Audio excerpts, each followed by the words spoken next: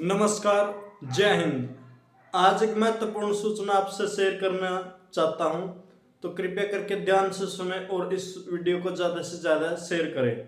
जैसे कि आप सभी लोगों को पता होगा, अभी हाल फिलहाल में सरकार ने अग्निपथ स्कीम शुरू की है और उस अग्निपथ स्कीम के तहत अग्निवीरों की भर्ती प्रक्रिया शुरू कर दी गई है। और सबसे पहले जो अग्निवीरों की जो भर्ती प्रक्रिया है वो भारतीय वायुसेना यानी कि इंडियन एयरफोर्स ने जारी की है। यदि आप लोग इंडियन एयरफोर्स में अग्निवीर बनना चाहते हैं तो उसकी भर्ती प्रक्रिया प्रारंभ हो चुकी है और इस भर्ती प्रक्रिया की अंतिम तिथि वो है 4 जुलाई, यानी कि 4 जुलाई तक आप इंडियन एयरफोर्स में अग्निवीर के लिए अप्लाई कर सकते हैं, यानी कि अग्निपथ स्कीम के तहत अग्निवीर के लिए अप्लाई कर सकते हैं। तो सबसे पहले हम बात करेंगे कि जो भारतीय वायुसेना में जो अग्निवीर की जो भर्ती प्रक्रिया चली हुई है या भर्ती प्रक्रिया प्रारंभ हो चुकी है, उसका रजिस्ट्रेशन ओपन हो चुका है, जिसकी अंतिम तिथि 4 जुलाई है। तो उसकी शैक्षणिक योग्यता का क्या है? यदि आप अग्निवीर बनना चाहते हैं तो आपके पास शैक्षणिक योग्यता यानी कि आपकी पढ़ाई लिखाई कितनी होनी चाहिए? तो इसके लिए आपको 10th +2 यानी कि +2 पास हो, 10 +2 पास हो और कम से कम आपके 50% मार्क्स हो। कितने मार्क? 50% मार्क्स हो।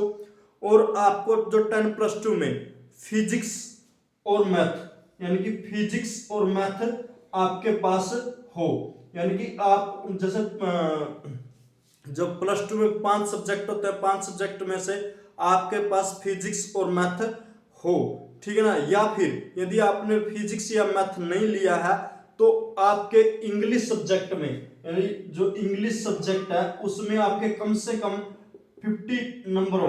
कितने नंबर हो? 50 नंबर हो।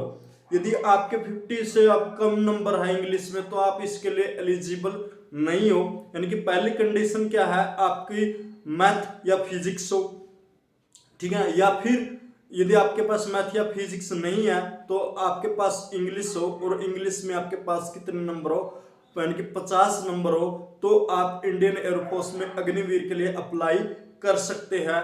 तो ये है इसकी शैक्षणिक योग्यता और आप 10 +2 पास हो। उसके बाद हम बात करेंगे आयु की। आयु सीमा कितनी होनी चाहिए भाई?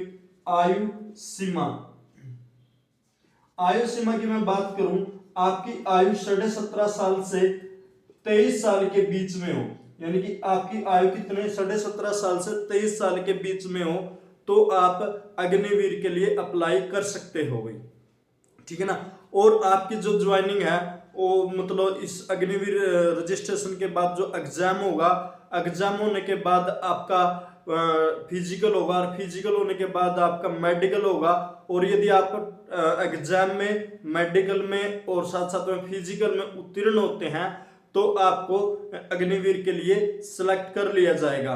मतलब जो भर्ती प्रक्रिया है वो सेम टू सेम है जैसे पहले होती थी। मतलब मेडिकल भी वैसे ही होगा जैसे पहले होता था, टेस्ट भी ऐसे ही होगा, टेस्ट का पैटर्न भी वही होगा जैसे कि पहले होता था। और साथ साथ में जो फिजिकल है उसका भी सेम टू सेम पैटर्न है जो पहले होता था। बस इस भर्ती प्रक्रिया में, इस भर्ती के क्या है, स्कीम बदल दी गई है। अभी अग्निपथ स्कीम के तहत अग्निवीरों की भर्ती होगी और जो अग्निवीरों का कार्यकाल है वो 4 साल के लिए होगा, जिसमें से 6 मंथ की ट्रेनिंग होगी और 3.5 साल का आपका सर्विस पीरियड होगा। और उसके बाद यदि आप अच्छा परफॉर्म करते हैं तो आपको रिटेन कर लिया जाएगा, और यदि आप अच्छा परफॉर्म नहीं कर पाए अकॉर्डिंग टू एयरफोर्स के अनुसार तो आपको रिटायर कर दिया जाएगा। ये सभी शर्तें उन्होंने अपने सभी के सभी जो मैन्युफैक्चरर है उसमें उन्होंने नोट किए हुए, यानी कि जो उन्होंने विज्ञापन जारी किया है उस विज्ञापन में उन्होंने सभी की सभी चीजें मेंशन की हुई है। और साथ साथ में जो अग्निवीरों की इंडियन नेवी और इंडियन आर्मी में भी भर्ती प्रक्रिया प्रारंभ हो चुकी है। यदि आप एयरफोर्स के अलावा इंडियन आर्मी या फिर इंडियन नेवी में जाना चाहते हैं, अग्निपथ स्कीम के तहत अग्निवीर बनना चाहते हैं, तो आपकी इनके रजिस्ट्रेशन ओपन हो चुका है और जाके आप यानी कि इंडियन एयरफोर्स की जो साइट है उस पर जाके, इंडियन आर्मी की जो साइट है उस पर जाके और इंडियन नेवी की जो साइट है उस पर जाके अपना रजिस्ट्रेशन कर सकते हैं। और जो इंडियन आर्मी की जो अग्निपथ स्कीम के तहत जो अग्निवीरों की भर्ती है वो उसको भिन्न भिन्न डिस्ट्रिक्टों में भिन्न भिन्न रैलियों द्वारा करी जाएगी भाई।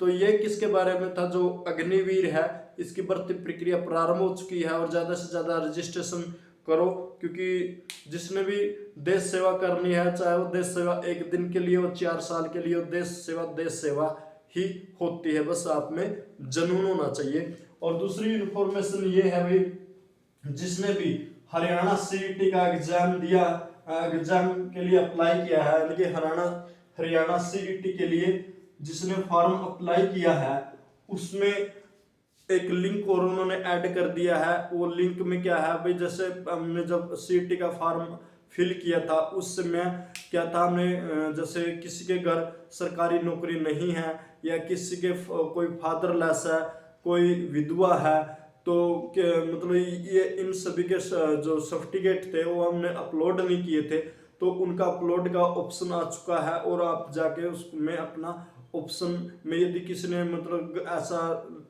शो किया है कि हमारे घर कोई सरकारी नौकरी नहीं है, तो उसने ये फॉर्म, ये डिक्लेरेशन फॉर्म भर के उसमें अपलोड करने हैं। और जो डिक्लेरेशन फॉर्म है वो सेल्फ अटेस्टेड होगा, ना कि किसी तहसीलदार से आपको अटेस्ट करवाना, वो आपको खुद अपने हाथ से अटेस्टेड करके उसको अपलोड करना है। और साथ साथ में यदि कोई फादरलेस है तो उसको अपने फादर का जो डेथ सर्टिफिकेट है वो भी अपलोड करना है। यदि कोई विधवा है तो उसके अपने पति की जो मृत्यु का प्रमाण पत्र है वो भी अपलोड करना है। और साथ साथ में यदि कोई मतलब एक्सपीरियंस है किसी का, तो एक्सपीरियंस लेटर भी जाके उस पर अपलोड कर सकता है। तो ये सभी की जानकारियां आपको जो हरियाणा कि HSSC की साइट पे जाके उस जो पोर्टल है सीईटी का उसमें जाके अपना जो रजिस्ट्रेशन नंबर है उसके को ओपन करो, ओपन करने के बाद इसको अपलोड कर सकते हैं। और साथ साथ में जो यदि किसी ने हरियाणा सीईटी के लिए अभी तक रजिस्ट्रेशन नहीं करवाया है तो रजिस्ट्रेशन करवा सकता है। तो यही सभी इंफॉर्मेशन आपसे शेयर करना चाहता था। तो अगली वीडियो में फिर मिलेंगे कि नए टॉपिक के साथ, तब तक जय हिंद, जय भारत, धन्यवाद दोस्तों।